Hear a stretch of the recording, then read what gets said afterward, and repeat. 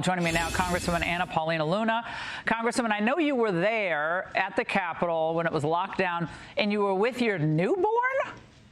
What happened? Yes, ma'am. I was actually coming back from a Diwali event over on the Senate side, and we were told by officers as we were driving back that there was some protesting, so to get back into the Capitol. So we ultimately did.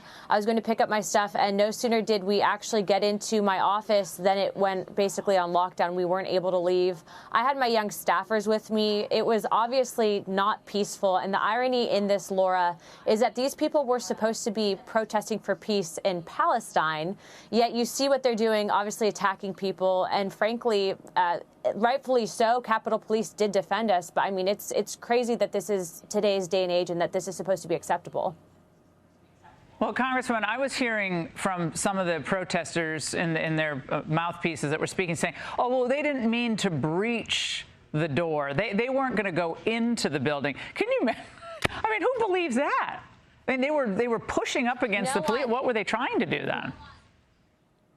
No one believes that. And in fact, I actually reposted because I was on Twitter, and Democrat Socialists of America, DSA, mind you, we have lawmakers that are part of this organization in Congress. They actually accepted responsibility for this and basically stated that it was law enforcement that was attacking them, which you can see from the footage is an absolute lie. What we have in this country right now is a massive problem, as you had mentioned earlier with Marxists, these organizations using this movement in order to really bully elected officials into doing what they want and using violence to do so. It's what the color revolutions are, and it's something that we as lawmakers have to push back on. And Congressman, I don't want anyone to forget what Alexandria Ocasio-Cortez did. She made a big show about how horrified she was on January 6th.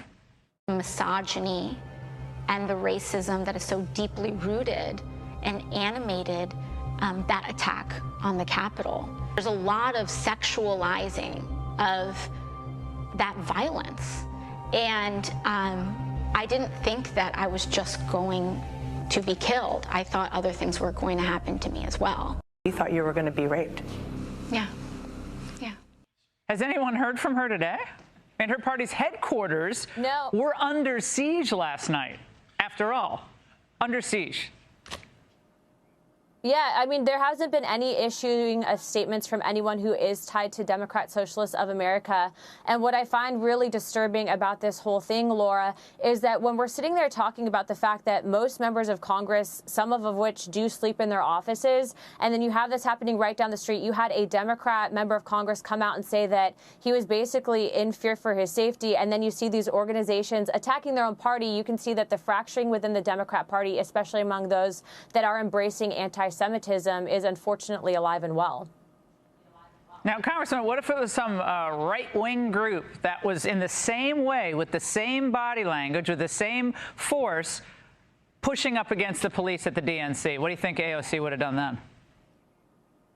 I mean, I think that it would be more than just AOC. I think that you would have seen the DOJ label these people as domestic terrorists and go after them.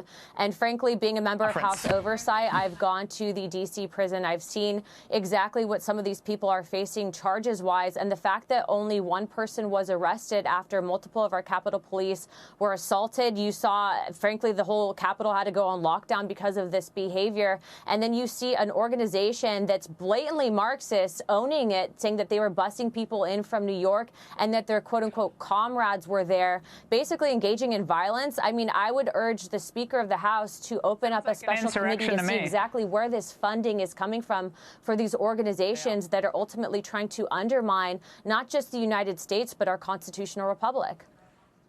Yeah, well, we know that they can track transactions pretty easily on ATM machines when they want to, but they're never going to track those people. Congresswoman, great to see you. I'm glad you're okay.